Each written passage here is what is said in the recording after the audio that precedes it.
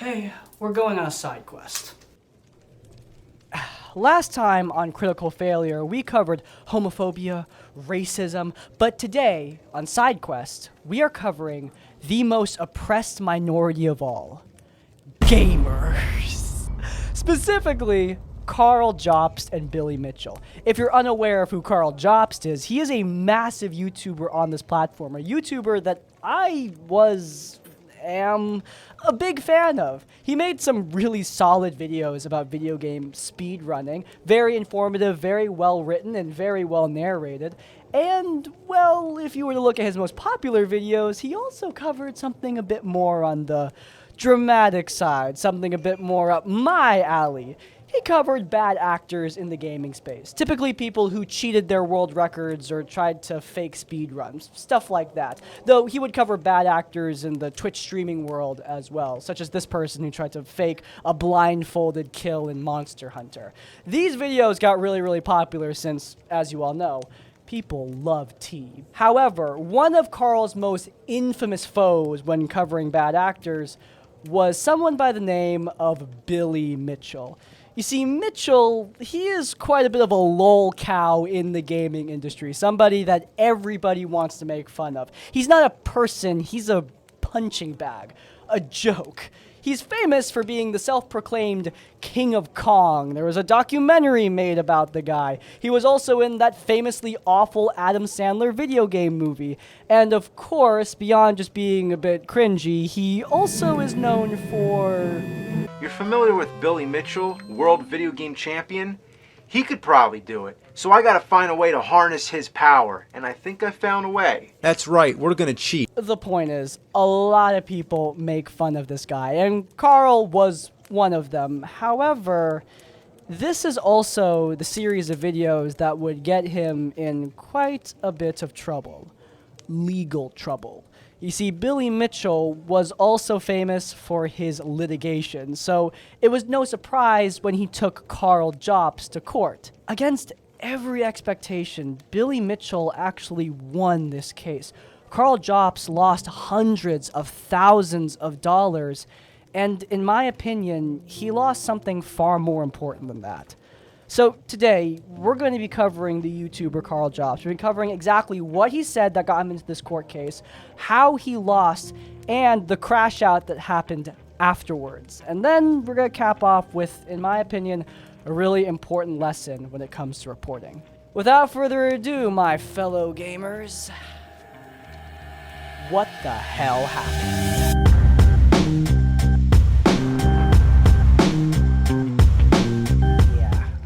Wearing those all video, I need to hear what I'm saying. So, on the 26th of May, 2021, Karl Jobst would put out a video covering some lawsuits filed by Billy Mitchell. Mitchell has been famously litigious throughout his controversial years. Again, he's a lol cow. There's a lot of people out there making fun of him, from YouTubers to the frickin' Cartoon Network. And he would react to that attention very badly, oftentimes going to court over it.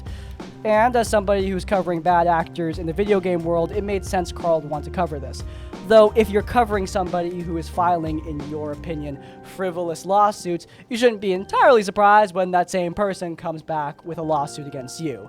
Karl Jobst would actually be hit with a couple lawsuits by Billy Mitchell, though only one would end up going all the way to court. And it's this one that Karl Jobst needs some help with.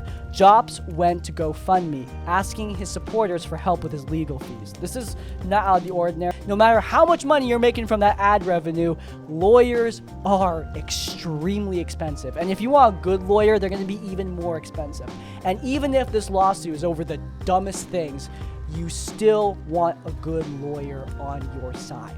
And let me tell you, a lot of people were ready to make sure Karl got that lawyer. I mean, like I said, Billy Mitchell, he's a joke, a lol cow. People want to see him fall. He is a uniquely unlikable individual. So the idea of seeing him get his ass beat in court, oof, it was just a delicious thought.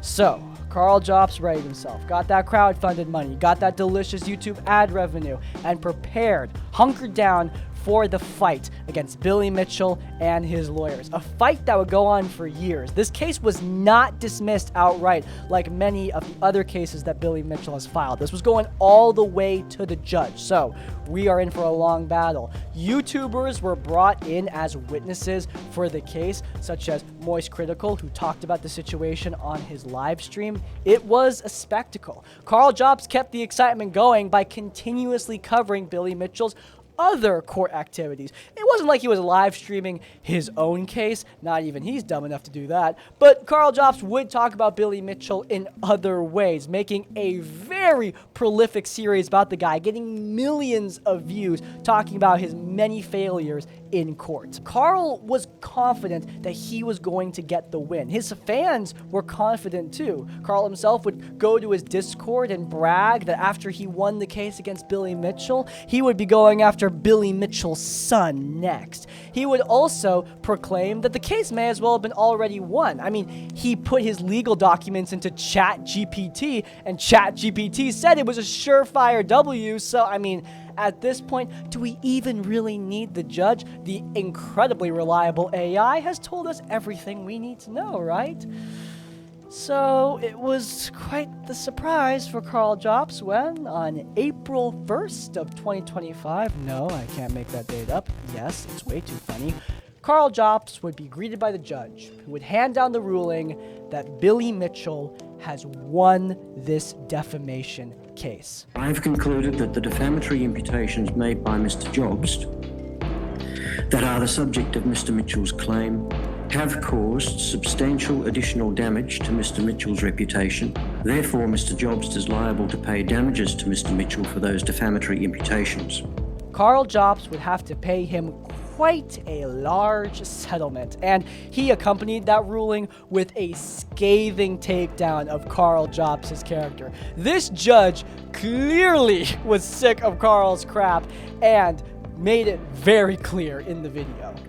Mr. Jobst clearly intended to be the knight who slew the Mitchell dragon. Unfortunately for him, his lance was not as strong as he believed it to be, and it has broken in the contest. This video would be seen by thousands upon thousands of people, only growing over time. By what I assume is coincidence, a video by Karl Jobst himself would go up that exact same time. A video that, ironically enough, covered another Australian YouTuber in a court case, which Karl Jobst said he sympathized with, given the fact he's in his own frivolous legal battle. And because he lost, the comments of that video were brutal. People were confused. People were angry. This was supposed to be a surefire win. How could you lose? In my opinion, this is pretty silly. Like, at a baseline, when I was watching that video, I didn't feel mad. I just felt bummed out. I mean, I do not like Billy Mitchell, and seeing him win, that sucked. I mean, this was Billy Mitchell's one and only legitimate win in court, where a judge decided definitively Billy Mitchell was right. And that really just hurt to hear. I was sad, I was confused, but I wasn't angry. Not yet, anyway. I decided to look at what this case was actually about, see why Karl lost, and I, like many others, was quite surprised that Billy Mitchell cheating in video games was far from the most important thing in this lawsuit.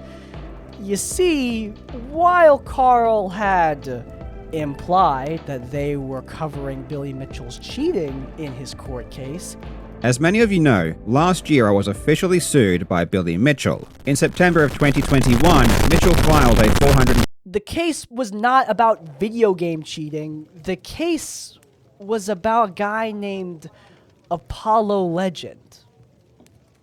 Who the hell is that?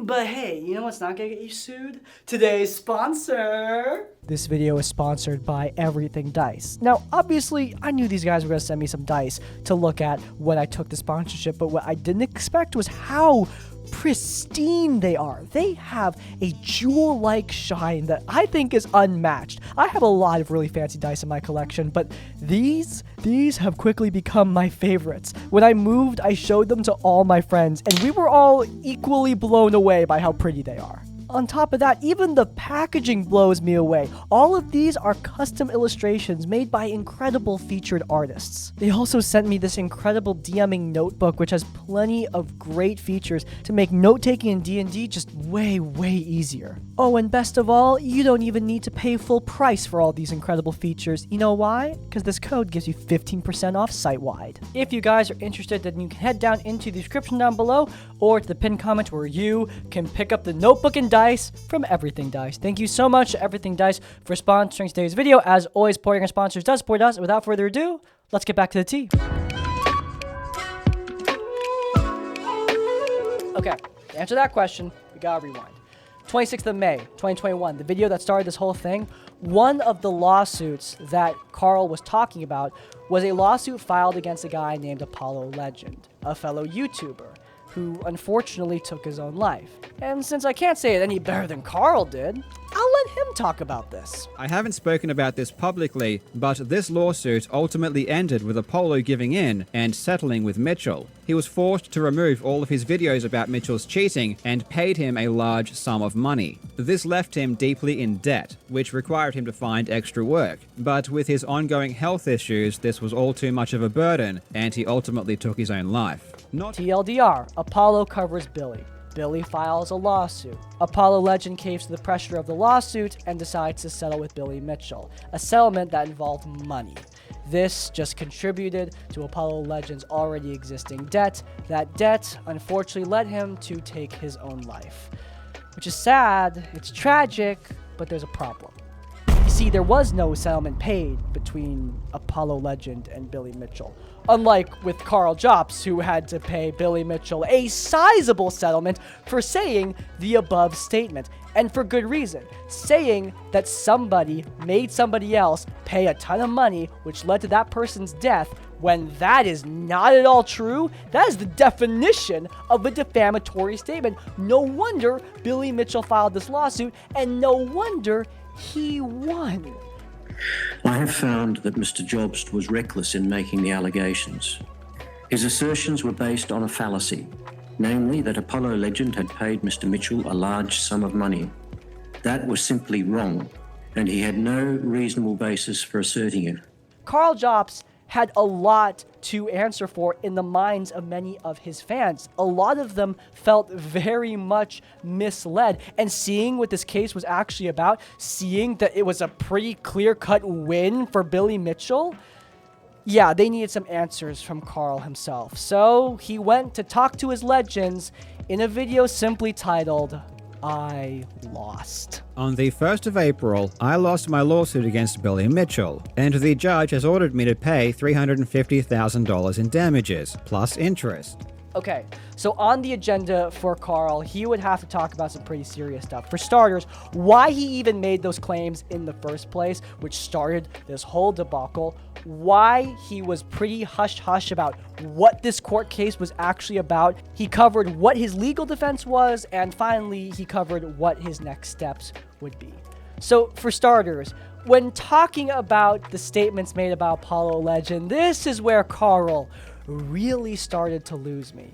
I mean, particularly when talking about the actual statement itself. Karl claims that he never directly said that Billy Mitchell caused Apollo Legend's death. I mean, that's crazy, right? But, I mean, come on, you heard the clip. I heard the clip. Karl Jobst said the damn clip. He knows exactly what that implies. He's trying to say, oh, well, I never said words like because and as a result of, so therefore, I never really said that Billy Mitchell caused the death. Dude, come on. If you read my words carefully, I simply laid out a sequence of events that happened one after another. I deliberately used words like and but to connect with these events. That series of events that you laid out clearly implies that Billy Mitchell led Apollo Legend to his death. There is no ifs, ands, or buts around it. As for where he even got the idea from in the first place, thankfully, Karl Jobst didn't just bold-face make it up. He got it from very reliable sources. Some people told him that it happened, and also he saw multiple Reddit users talking about it.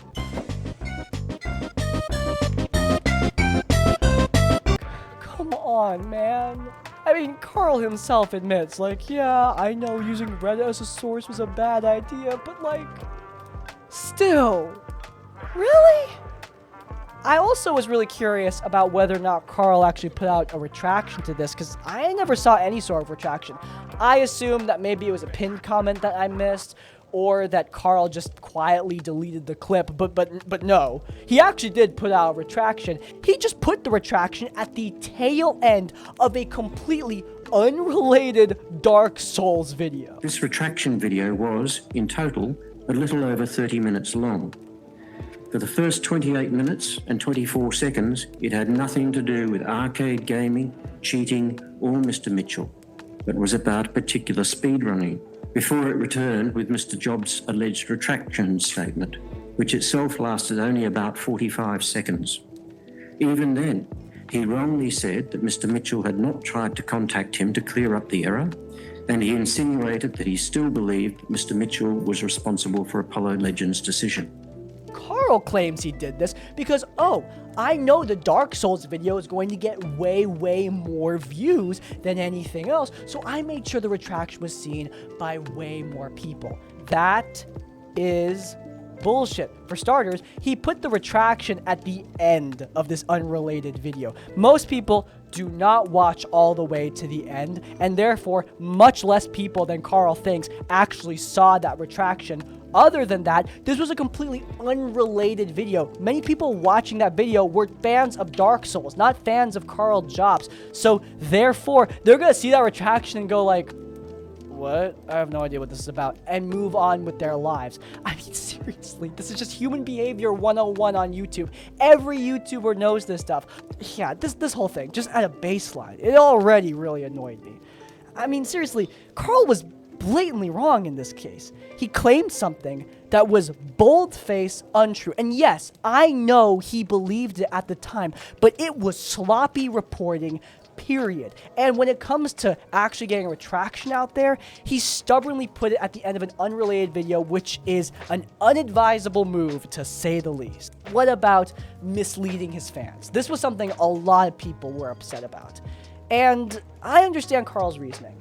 He said that he wasn't trying to talk more about Apollo Legend. That's why he wasn't bringing it up at every single turn. When you're in a defamation case, talking about what you're getting sued for is a bad frickin' idea. I mean, look at CoffeeZilla. He's currently being sued by Logan Paul. And you know how much CoffeeZilla has said about Logan Paul since then? Nothing. He said, like, nothing. Which is what you should do. Now, of course, Karl Jobst was not following this advice. While being sued by Billy Mitchell, he made plenty of videos with millions of views that covered that topic, but you know, that's really neither here nor there. He didn't want to talk about Apollo Legends specifically. That makes sense.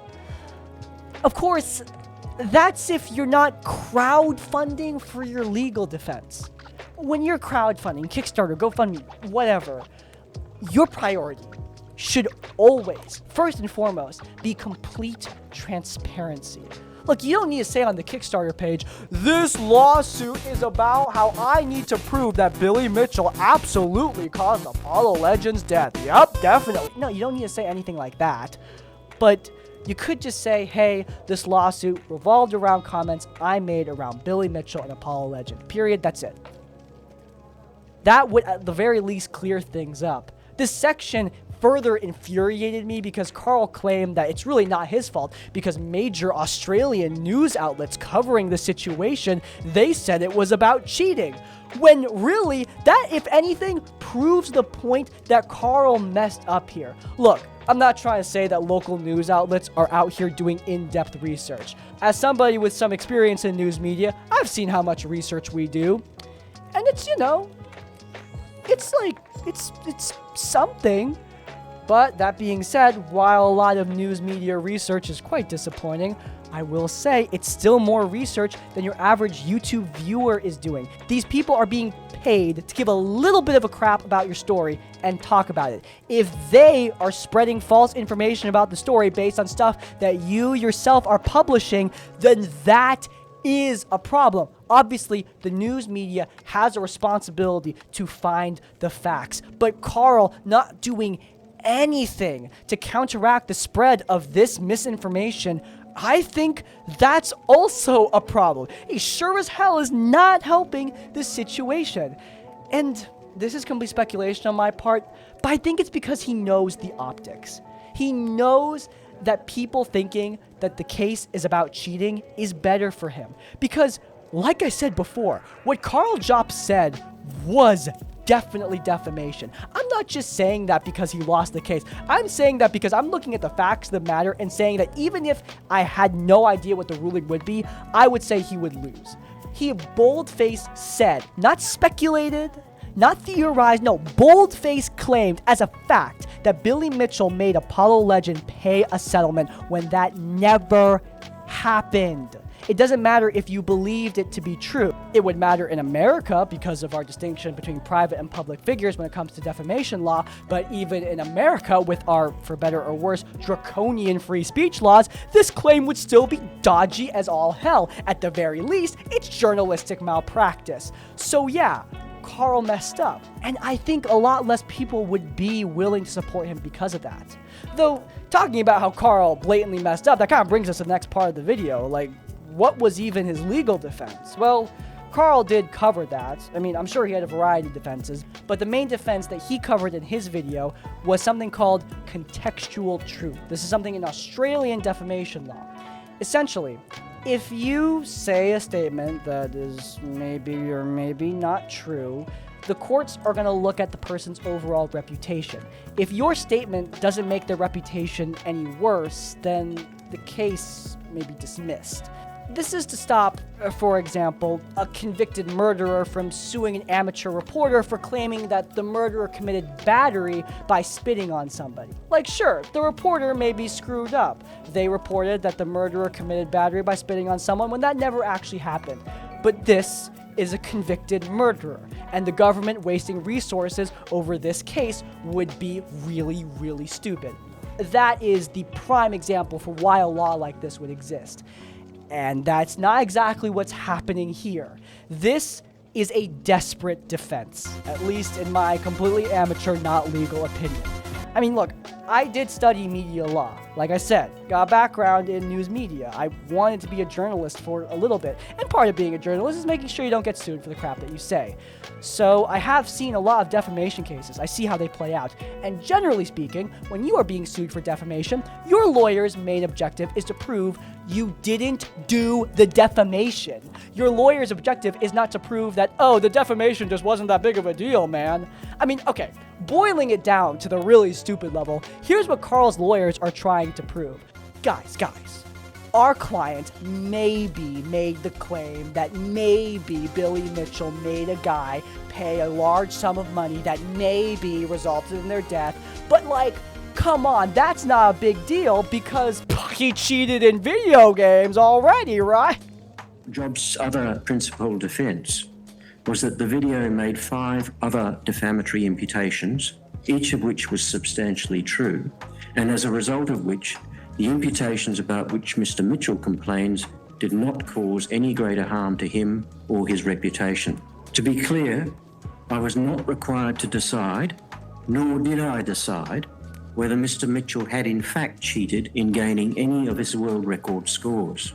Like, come on, it's a dumb defense, man. I mean, I am dumbing it down a lot. Billy Mitchell is not a great guy. He apparently celebrated the possible death of Apollo Legend, but I mean, saying that that is worse than Billy Mitchell actually possibly causing the death, it's ridiculous. Look, you might think I'm ragging on the lawyers here, but I'm not. I'm not. You know why? Because what other choice did these lawyers have in this matter? I mean, just admit that, yeah, their client did it?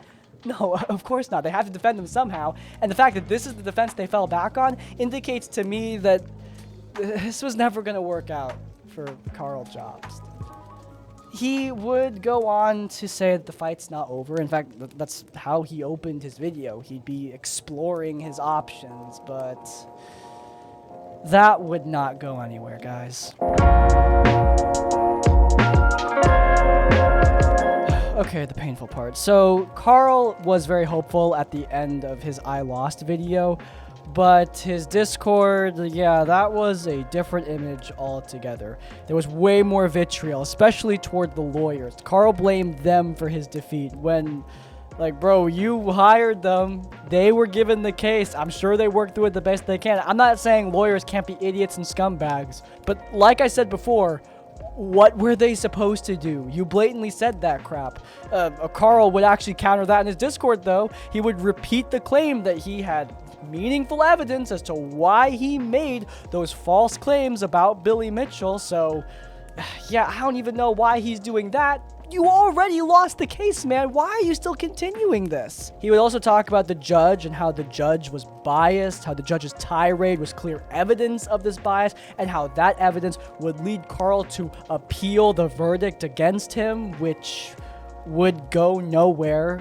He missed the window for appeal, so now the case is final, and Karl is going to have to pay the money towards Billy Mitchell. Now, I've seen a bunch of estimates online about the exact amount. We do know how much the judge commanded Karl to pay Billy Mitchell, but the settlement fee is not going to be everything. There's also a bunch of legal fees that Karl is also going to need to pay. I've seen estimates of upwards of 1.8 million AUD, which, look, I'm not going to state those as fact because, unlike Karl, I don't use Reddit for my sources, so we'll stick to the stated numbers. Karl owes hundreds of thousands of dollars plus to Billy Mitchell. Billy Mitchell, while Karl is crashing out on his Discord, is having a grand old time on Twitter. He is bragging about Karl Jobst apparently filing for bankruptcy while at the same time attempting to sell his world-famous hot sauce, which, yeah, Billy Mitchell's world-famous hot sauce has one review on Amazon. It's a good review, but still, world-famous? Really? Billy's doing what he does best. He's continuing the grift, all off of Karl Jobst's loss. And this is the part that's really infuriating. I mean, a lot of people wanted to see Billy Mitchell go down, only to see very much the opposite. Billy's having the time of his life, but it's not like Karl Jobst is doing much better. Back to that Discord, he's doing much worse than just lamenting his loss in court. He's also talking about how Billy Mitchell is actually not going to get a penny out of him, because how can Billy Mitchell get money if Karl Jobst doesn't have it? I mean, Karl's YouTube channel isn't actually owned by him, it's under his wife. So, I mean, it's not like he has any money to give Billy, am I right? And look, I'm not gonna claim that Karl is pulling any sort of Alex Jones style asset moving nonsense. I'm not claiming that. I'm not. I mean, sure, Karl could absolutely be joking. That is definitely a distinct possibility. All of these are jokes. You're not supposed to take any of it seriously. He's just messing around. But Karl, you just got in a massive amount of legal trouble and are possibly in generational debt because of it. Why are you continuing to say a bunch of stupid, frivolous nonsense? It's ridiculous. Look, when I saw that video from the judge, I felt really bad for Karl, man. I mean, the judge was going after him pretty hard. He just handed Karl some serious money loss. And now he's gonna take down his character, destroy him inside out. But, I mean, God, that judge hit the nail on the head, didn't he? And I'm sorry, but this is not the only time either. Even when covering The Completionist, a story that I thought was really, really well done, Karl was still saying a lot of really questionable things. Like in a response video to The Completionist talking about the case, Karl would say stuff like this. I'm going to spend that money on something that directly benefits myself. This is again textbook charity fraud and is the literal definition of embezzlement. Like, I'm not even trying to say he's wrong in that case. I think his reporting on The Completionist was really well done, and it's likely that when he's talking about The Completionist in this video, he's being accurate. But when you're saying stuff like, he objectively did this, he objectively did that, When you are making those claims, you are opening yourself up to legal vulnerabilities. I know it's really annoying saying stuff like allegedly, but it can really cover your ass and stop malicious actors from exploiting the legal system to get you in trouble. Why would you open yourself up to vulnerabilities when you don't need to? Karl does this because the guy just can't handle being wrong, man. When he thinks he's right, he thinks he's right. He knows he's right, even if he really doesn't know. And that is what makes this truly, truly frustrating. Karl's reporting should speak for itself. He's a good reporter. He's an accurate reporter most of the time. But there's sort of an insecurity to him at times. Like, he really wants people to know that not only is he right, but he also beat this person, whoever it is. He annihilated them. He destroyed them. And there's nothing left standing. Even when he loses against Billy Mitchell in this case, he wants people to know that Billy Mitchell, he's not going to get a penny out of Karl Jobst. Even if it's deeply stupid for him to be making these claims publicly, he's still going to do it because he wants people to know that he was right. Like I said, it comes off as insecurity. Your reporting should speak for itself. And if you mess up, you need to own up to that. And there's a deeper reason why I'm talking about this. Look, Karl Jobst lost, but I don't think he's malicious. I think he's just an idiot. I don't think he was trying to defraud viewers, steal money. I don't think he was trying to mislead. I just think he was being stupid. And I think he's just too stubborn to admit that he did a ton wrong. Not a little wrong, like he said in his video. Not a couple mistakes. Not a few claims that he's willing to back down on a little bit. He made huge errors in this situation. But he's not evil. He made a bunch of mistakes. And he's not the only one. Obviously, Karl Jobst is a high-profile case, but there's a lot of people out there. A lot of people, like Karl, who are looking around in the world and seeing things that they want to talk about.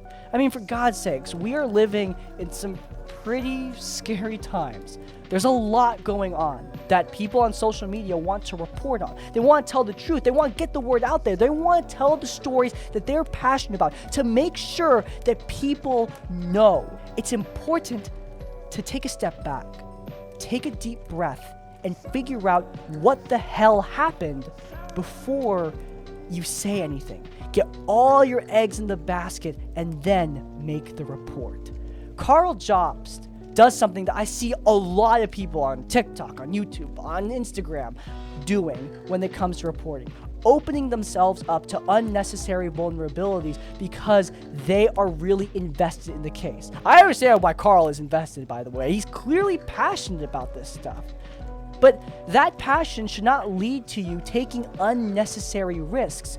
Doing that might make you seem like a heroic white knight. You know, instead of saying these things are alleged or whatever, or listening to stupid lawyers when you really don't need to, you just say it like it is. You just say the objective facts. But again, if doing that puts you in danger, puts your reporting in danger, opens you up to lawsuits, then what's the point of your reporting? You're just allowing bad actors to take advantage of the legal system against you and burying the story that you should be telling. Billy Mitchell is still a piece of shit, and he won through this situation. I don't want to see that happen, and I don't want to see that happen with anyone else either. Like I said, there's a lot of people out there with the fire in their hearts. They want to tell the stories that they're passionate about, to get the word out there about the terrible things that are happening in the world, things that are much more serious than a bunch of video game cheating scandals or whatever the hell Karl Jobst talks about. But when you are reporting, don't be like Karl Jobst. When you play to win. It's okay to feel passion. It's okay to be angry or depressed or sad. You're human. It's good to feel those emotions. But when you want to report on the facts of a situation, rage in private. Then take a deep breath, figure out what happened, then make the story. Play to win. Don't open yourself up to vulnerabilities that let the guys you're trying to stop take the win from you. So that's the story of Karl Jobst. At the end here, I do want to clarify, this guy didn't lose all his audience. He's still getting a really steady viewership. Not as high as he used to, but still, it's definitely a notable audience. And I'm not mad about that. Like I said, Karl Jobst isn't evil. I just think he was an idiot. But you can grow from being an idiot, even if I somehow doubt Karl will do that given how he's reacted to this loss. I don't want him to be in generational debt. I don't want his family to get hurt. I don't want these things to happen, but they did. And I just really hope that people who want to do stuff like this, who want to report on these stories, I do hope that people will learn from the situation. But in any case, if you guys enjoyed this episode of Critical Failure and you made it all the way to the end, please do leave the comment, "Come on, Karl," to let me know you watched the whole thing. Oh, and if you enjoy this series, you might enjoy this other episode where we covered anti-woke Baldur's Gate 3 mods and Astarian's ass. It's linked up in the cards, but before you go, please do leave a like on this one and subscribe to Crispy's Tavern. And if you want to get access to exclusive D&D homebrew content, exclusive vlogs, and a private Discord server, our Patreon is down below so that you can support the channel and make these videos happen. In essence, like, comment, subscribe, support. I will see you all next time. Farewell. Yeah, I'm not wearing those all video. I need to hear what I'm saying. So, on the 26th of May, Karl Jobst would put out a video. Yeah, I'm not wearing those all video.